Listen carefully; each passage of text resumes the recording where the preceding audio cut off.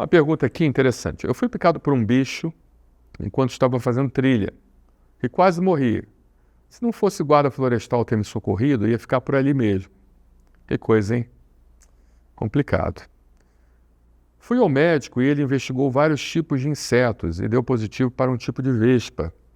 Ele me falou, no meu caso, não seria muito bom esse resultado, pois não havia extrato para fazer uma vacina específica para ela.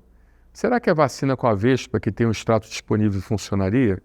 É uma pergunta interessante, uma pergunta boa.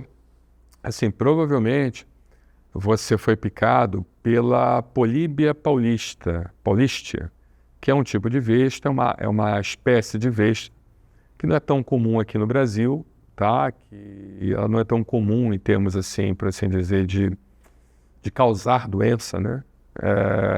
Em pacientes. E a que é mais comum é justamente a Polistes. A Polistes é que é mais comum e acaba havendo mais disponibilidade de extrato alergênico registrado na Agência Nacional de Vigilância Sanitária para Polistes e não para Políbia paulista. Tá? Então, nós sabemos que a imunoterapia dessensibilizante para himenópteros, né? O que significa himenópteros?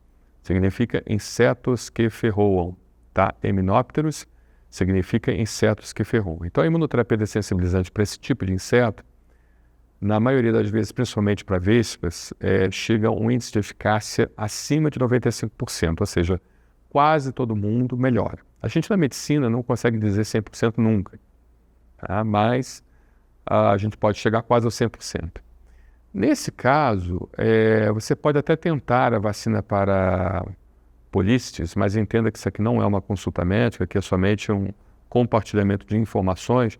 Todas as informações que você recebe aqui, você precisa levar para o seu médico assistente, mas em teoria, conversando aqui para melhora dos conhecimentos gerais, você poderia fazer o extrato para Polistes e, de certa forma, tentando se dessensibilizar. Mas existe a possibilidade de você ainda ter reações colaterais graves, mesmo fazendo para Polistes. Diferentemente, se fosse uma específica para Políbia paulistia, não haveria tanto problema, né? Então, possivelmente o índice de resposta clínica seria muito grande. Mas se você for fazer para uma espécie diferente, então acaba havendo uma possibilidade de você não ficar totalmente seguro e você desenvolver o quadro clínico. O que é mais importante de você saber disso? É você portar o autoinjetor de adrenalina. O nome comercial mais comum é o chamado EpiPen. Tá? Infelizmente, a Anvisa ainda não autorizou a utilização desse autoinjetor de adrenalina, já estão há décadas para autorizar isso, mas não autorizou. Então, o que nós recomendamos? Que você busque uma importadora e nessa importadora faça a encomenda, o seu médico vai fazer a receita e vai fazer a encomenda desse EpiPen através dessa importadora, tá bom? Muito obrigado pela sua pergunta. Vamos lá. Eu fui picado por um inseto e desenvolvi reação grave, ficando internado em emergência por 2 dias. Procurei um alergista aqui na minha cidade, ele pediu uma IgE para vespa e abelha. E ambos os resultados vieram positivos, mas o de abelha veio mais alto que o de vespa. Quer dizer que eu tenho mais alergia à abelha do que vespa? Não. A concentração de IgE, a quantidade de IgE que vem positivo não indica se você é mais alérgico ou não. Então, por exemplo, tem gente aí que vem 3.000 de IgE e outros que vem 80 de IgE. Então, às vezes o de 80 vai ter muito mais reação alérgica do que o que vem 3.000 de IgE. Parece que a situação está mais relacionada ao receptor da célula do mastócito do que do próprio anticorpo IgE. Então, a quantidade de IgE não indica gravidade de doença. A primeira coisa importante é dizer isso. Agora, no seu caso em específico, é muito importante você, hoje com o advento da medicina molecular, a gente tem os componentes a serem solicitados em relação à vespa e abelha. E a gente sabe que os componentes mais comuns contidos na vespa é o chamado componente VESV1 e 5. E o das abelhas é o componente, justamente, APIN de abelhas, né? 1, 3, 4 e 10. Então, assim, é importante a gente ver se vocês são alérgicos a esses componentes, principalmente quando há reação cruzada, porque os mais comuns são esses, mas pode haver reação cruzada entre o componente VESV2 e APIN2, o VESV3 e o APIN5 e o VESV6 com o APIN12. Isso é muito importante, por quê? Vocês entenderem? Porque pode, numa picada de abelha, se houver essa interação entre esses componentes, entre essas reações cruzadas, pode haver também reação, por assim dizer, à vespa e a abelha vice-versa, né? As reações cruzadas entre os insetos eminópteros, né?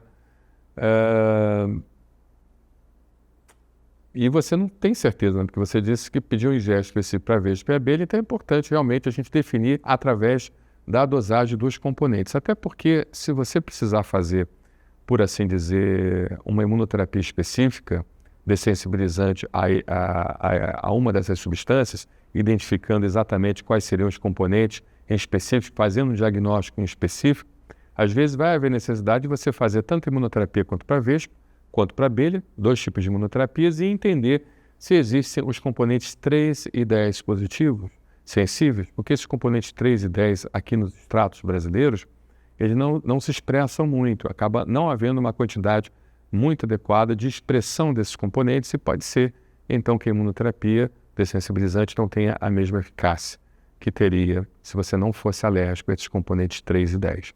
Eu sei que é um pouquinho difícil, né? O componente APIN 3 e 10, que é o componente abelha.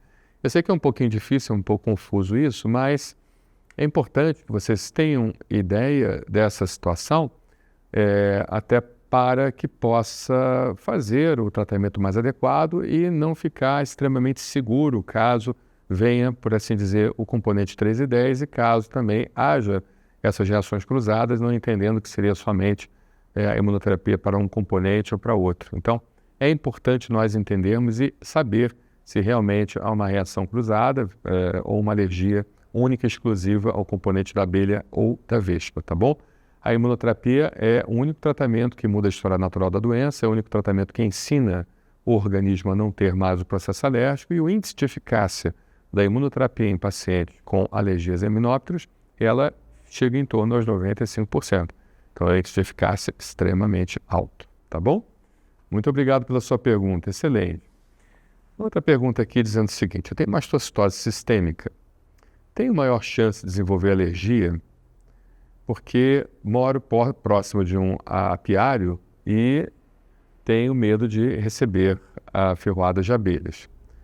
E ela também diz o seguinte: consegui um emprego por teletrabalho e gostaria de ir para o interior, entendeu? Aí eu não entendi, acho que é um outro paciente perguntando. Tá. Mas eu vou tentar juntar tudo. Tem uma outra pergunta aqui, a gente junta uma resposta para os dois. Tem outra pergunta assim: consegui um emprego por teletrabalho, gostaria de ir para o interior, mas vi um vídeo que diz que paciente com mastocitose tem maior chance de morrer por picada de insetos. Seria, no caso, picada de abelha. É importante. Se o paciente, por exemplo, vamos tentar responder os dois pacientes aqui, que acabou misturando as duas perguntas. Se o paciente ele tem uma anafilaxia por picada de eminópteros, por picada de abelha, vespa, formiga, lava-pés, que também é um outro tipo de inseto que ferrua. Para quem não sabe o que é eminóptero, eminóptero significa inseto que ferroa. Então, se o paciente tem uma alergia, por assim dizer, a esses insetos,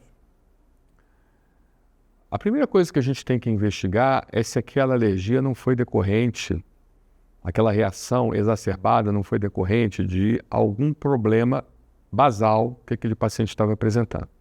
Então, o problema basal mais comum é a mastocitose, tá?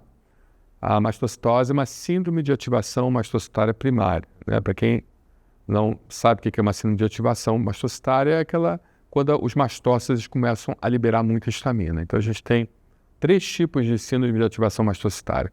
Nós temos a idiopática, terciária, idiopática, né? Ou seja, sem causa definida. Temos a secundária alguma coisa, secundária alguma doença reumática, secundária alguma alergia, secundária alguma infecção, secundária ao uso de algum medicamento que faça ativação mastocitária, ou seja, secundária alguma coisa. E nós temos a síndrome de ativação mastocitária primária, onde você tem uma deficiência, uma hiperativação, uma deficiência no receptor KIT do mastócito, com uma hiperativação desse receptor, então fazendo com que haja uma ativação mastocitária. Então, muitas das vezes, a reação anafilática causada por uma picada de himenóptero, uma picada de abelha ou vespa, ela pode ser um indicativo de que aquele paciente tem mastocitose, ou seja, uma síndrome de ativação mastocitária primária com alteração do receptor KIT, do mastócito, tá? O que a gente tem que fazer? Presta atenção. Se você teve a picada, não adianta testar IgE, nada disso, porque pelo menos dos primeiros 30 dias, porque a própria reação anafilática causada por causa daquela picada vai ter um consumo exacerbado do anticorpo IgE, então ele vai baixar muito. Então, só depois de 30 dias é que vai dar tempo do linfócito B produzir novamente, a medula óssea produzir novos clones de linfócito B, esses linfócitos B sofrendo sua maturação e tudo mais. Então, haver, então, a produção do anticorpo da classe IgE em quantidade suficiente para que a gente possa medir. Isso é a primeira coisa. Outra situação é fazer a dosagem da triptase, né? A triptase basal, nós sabemos que a triptase é uma substância que é liberada pelo mastócito. Então, quando você tem uma síndrome de ativação mastocitária, seja ela primária, secundária, terciária, você vai ter liberação de triptase em grande quantidade. Então, se a triptase basal do paciente, ou seja, depois de um tempo, porque naquele momento a triptase vai estar alta, né? O paciente entrou em anafilaxia, vai ter uma triptase alta. Então, vamos aguardar uns 30 dias, vamos dosar IgE específica, vamos dosar a triptase. Então, se depois de 30 dias a triptase do paciente estiver alta, continua alta, mesmo o paciente sem sintomas, mesmo o paciente sem nada, porque ele sem nada, teoricamente, a triptase está baixa. Mas se ele continuar alta, então pode indicar uma mastocitose, então pode ser um indicativo realmente que o paciente tem uma doença de medula óssea, onde ele tem uma produção errada na produção de mastócitos, que consequentemente tem essa alteração no chamado receptor KIT, tá bom? Então, a nossa indicação é que o paciente que desenvolveu uma reação colateral, uma reação anafilática a um inseto que ferroa, ele sempre investigue a possibilidade daquela reação anafilática ser um aviso para uma mastocitose sistêmica, tá bom? Obrigado aí pela sua pergunta.